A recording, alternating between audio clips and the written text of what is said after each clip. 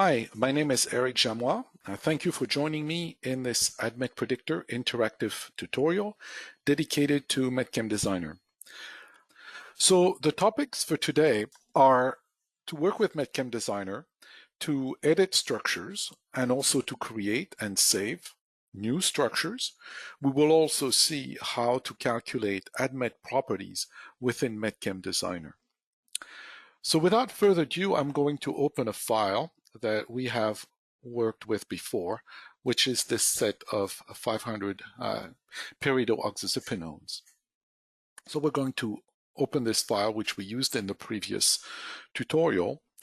And as you remember, the identifiers for the compounds were captured in an identifier field labeled as EDX. So we're going to specify this as the proper field for our identifiers. And so we've loaded our set of 500 compounds here. There's several ways that you can actually invoke MedChem Designer from ADMET Predictor. The first way is to look on the icons here, and you will see an aldehyde in this top bar. And if you hover over it, it'll say MedChem Designer. If you click on this, it will actually open a MedChem Designer window. So that's the first way. The second way is to double click on one of the structures contained in the table. Okay. And for example, if we double click on this first structure here, it appears, and then we can drag it in the middle if we want to have a little bit more real estate, and say we've identified an issue with this compound, say it was drawn wrong, that this oxygen here should really be a nitrogen. So for example, we may want to edit this compound. And so in order to do this, we would select the nitrogen icon and just select here, okay? Now to correct the structure, what you would do is press this transfer arrow key, this left pointing arrow, to put the structure back in the spreadsheet under its new form. And so a dialog will open to let you know that you will be transferring a compound from MedChem Designer. And this is actually an existing compound in the spreadsheet, which is going to be modified by this operation. Okay. And the software actually does keep track of the previous incarnation of this molecule. And also, of course, is providing the new and updated structure for it. Okay. The other way to go about it would be to, for example, create a new structure from one of the compounds in this table. So if you take, say, for example, compound 3, double click on it in the same way we did previously, and likewise, we're going to bring it in the center of our screen here so we see a little bit better. For example, we may want to modify this fluorine into a trifluoromethyl group. And the way you would do this is select the carbon atom here, and then change this fluorine into a carbon. It's very simple. Then you would select the bond tool and draw 3 bonds to this carbon, and then label them with fluorine atoms. 1, 2, 3. Okay. At this point, one of the things you may want to do is to clean up this molecule. So for example, by selecting it, if you right mouse click it, you can clean it up, meaning give it a depiction that you like. And there are multiple options. You can also flip this molecule now horizontally or vertically to reach the orientation that you want to see it. You can also rotate it with this 2D rotate tool. You can select one of the atoms on the molecule and then rotate it, okay, until again you reach a depiction that you like. Okay. What we haven't done yet, because we have a new molecule here, is we haven't named it. So we can actually name it by just modifying its name. And we can just take the parent name and then give it an underscore CF3. So underscore CF3. And we say OK. And now if we click this transfer arrow, it will add this molecule, because this is a new molecule, it will add it to our table.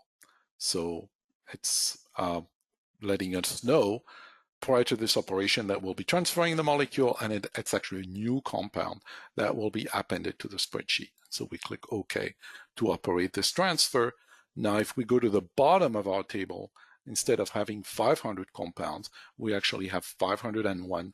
And as you will see, this molecule is under the orientation that we gave it when we cleaned it up and oriented it. Okay, so the other things that you can do, let's go back to our MedChem Designer window here. The other thing that we can do is save the structure. So we can save it under the ADMET Predictor .csk format. Here we go. All right.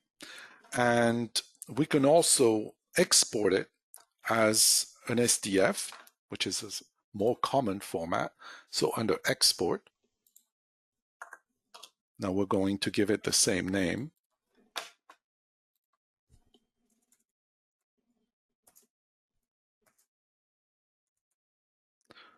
And there we go.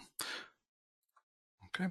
The other thing that we can do is actually export it similarly as a depiction. So we can export it as a JPEG. For example, if you wanted to add this into a Word document or in a PowerPoint presentation and you needed a depiction of the molecule, you could use this file type in order to do that.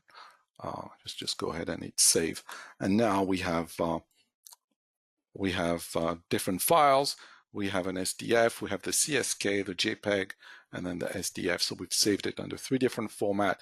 If we double click on the JPEG, then now we have the graphical depiction of the compound.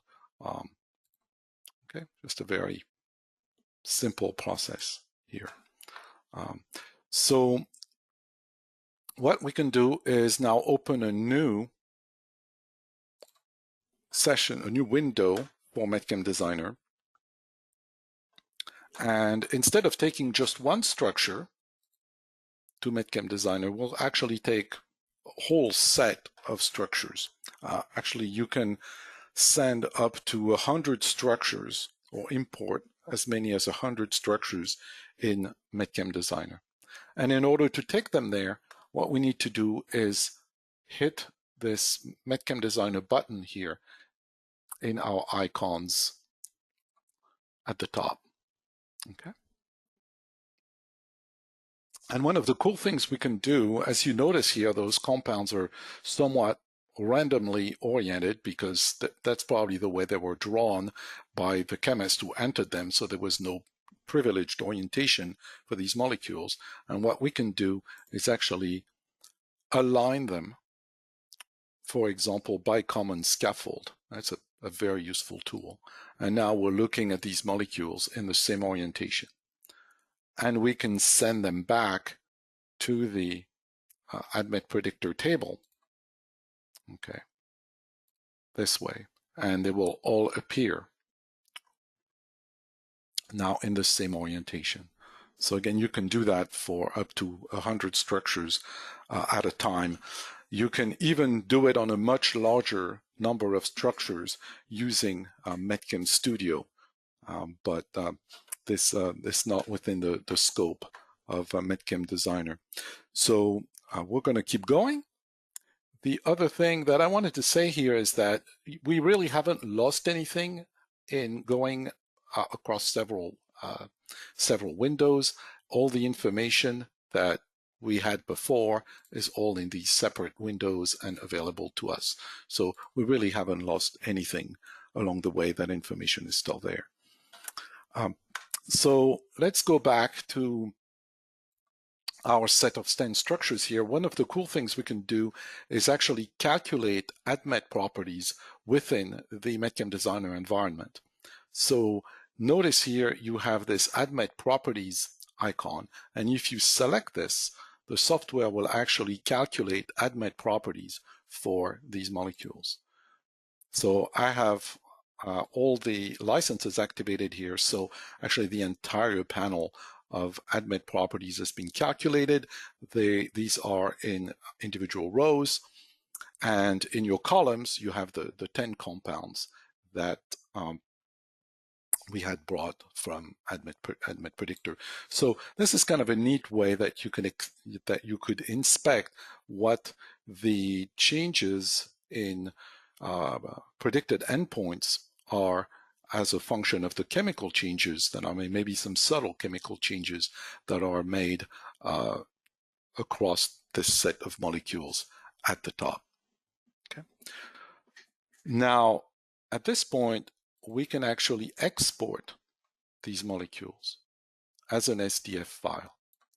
And so let's export them as PO_export 10. So we're going to export these 10 molecules to an SDF file. And notice that the software is asking us if we want to export the ADMET attributes, which are all the endpoints we calculated, alongside with the structures. And yes, that's an interesting thing to do, so we're going to go ahead and do this. Okay. Now, if we go back to our ADMET Predictor window and go and open this file, export 10.sdf, then we will be bringing these compounds in alongside with the properties. And actually, there was an option in the box that you can either just read in the structures or you can read in the structures with all the properties that are associated to them. Notice something here, that there are values for the endpoints which are in red.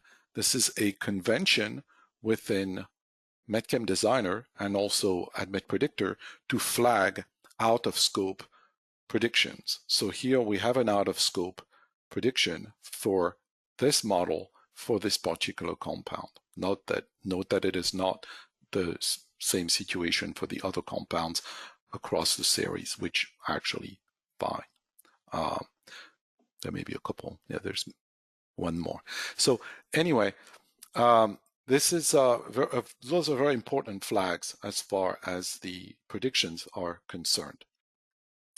Note that this convention is carried forward when you bring in the compounds into ADMET Predictor.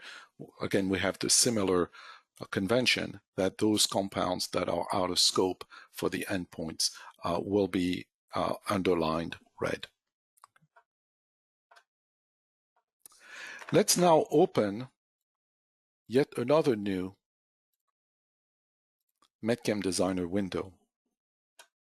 And what we're going to do here is deal with a completely different situation. Say we're interested in bringing in structures from resources that are on the web. So we've seen some compounds that relate to our compounds or compounds that we would like to bring in. So for example, we've seen resveratrol. We would like to bring in this compound.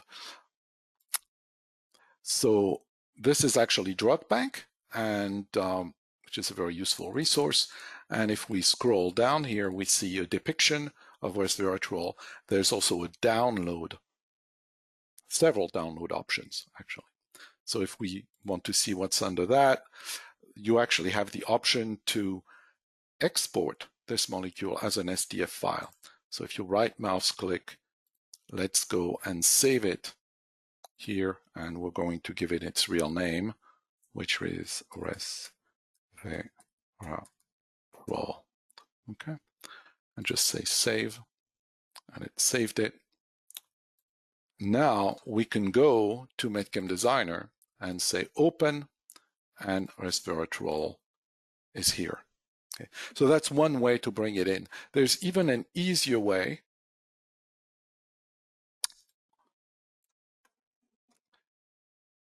So let's go back to our web resource here. And you see that there's actually, it has the ability to give us the SMILE string for this compound. So if we select SMILES, the SMILE strings appears here. And the only thing you need to do is copy it. So Control C, we're copying our SMILES.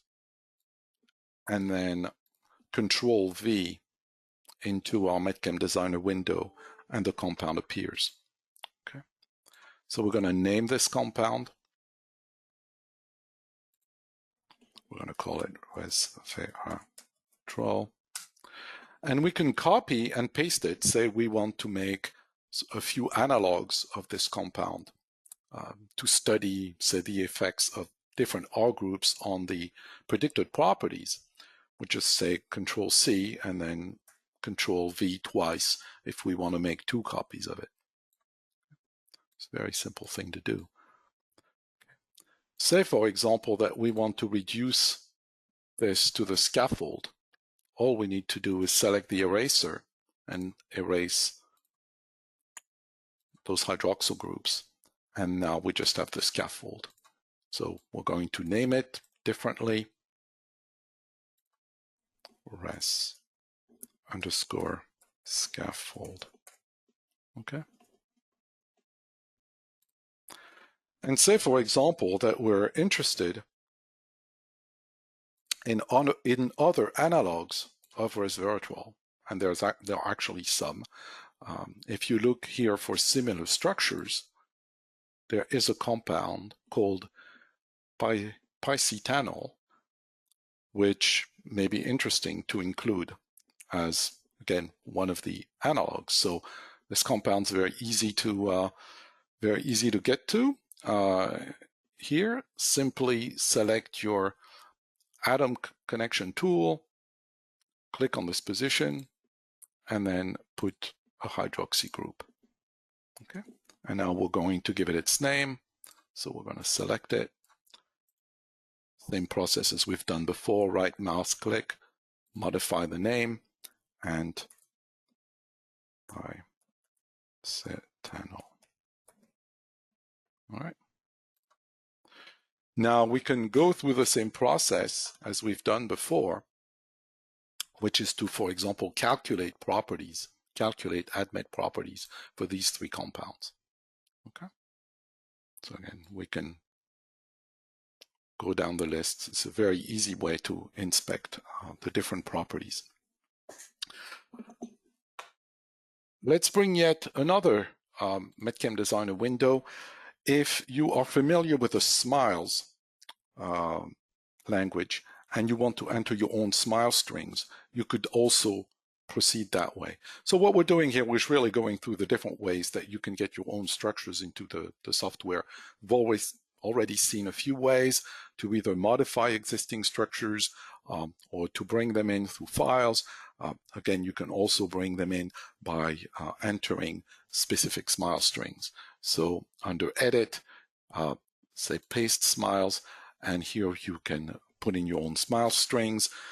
Say, for example, you would like to bring in propionic acid, then the SMILE string for that would be CCC, then double bond O and O. Okay, and then you can give it its name here, propionic acid. Okay. What it will do before you bring the structure in, you can actually display it to make sure it's correct. And if you see that it's not, then you have an opportunity to modify the SMILES. Okay. So this is now your compound. Now, of course, in some cases, you may be forced to sketch a structure from scratch. So that's actually what we're going to do now. So we're going to take yet a new window, and we're actually going to sketch a brand new structure from scratch. So let's look for a structure. Maybe we could sketch fentanyl, for example. And here it comes. And if we want to see it larger, we can simply click on it, which is going to make it quite a bit easier to draw, okay, if it's larger. So let's go ahead and draw this molecule. So we would start by building the carbon backbone. Maybe put it in full here. So first carbon, second carbon, third carbon. Now we're going to bring a cyclohexyl ring. We'll worry about the heteroatoms later. We go back to our bond tool, again, sketch the carbon backbone. Now we're going to sketch our carbonyl. And the way you get a double bond is simply click in the middle of the single bond. It'll turn it into a double bond. Okay. All right. Now we're going to bring in our phenyl rings. Before we do that, I'd like to show you a pretty neat tool that if you've got some macrocycles, you can actually bring in macrocycles of various sizes. So this number here describes the size of the ring. So if you want a 10-member macrocycle, then you can simply click on this icon, and if you wanted to fuse it to this ring, simply click here and it will fuse it. Of course, we don't want to do that, but it's kind of a neat tool, and I thought I would show you because sometimes drawing these large macrocycles freehand is pretty challenging, so it's definitely a very useful tool. Now let's put in our benzene rings. So we'll put one here and one here.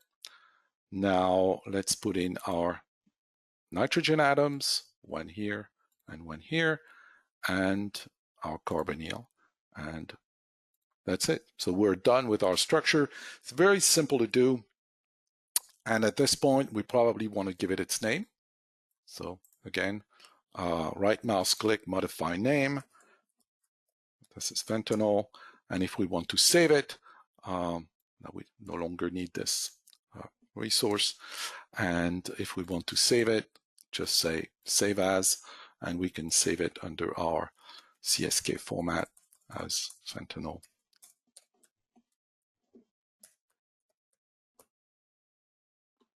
And save. So that's, again, it's a very easy process. Even if you don't have a way to bring in the file, it's still reasonably straightforward to sketch in your own structures. If you want to look into more detail into aspects of ADMET Predictor or MedChem Designer, I'm reminding you that you have a very easy access to our extensive manual under ADMET Predictor Help, either in PDF or HTML format, and you're free to look into any of the details associated with what I just presented. So again, I hope that was useful. Thank you very much for your attention, and you have a wonderful rest of the day. All right, bye now.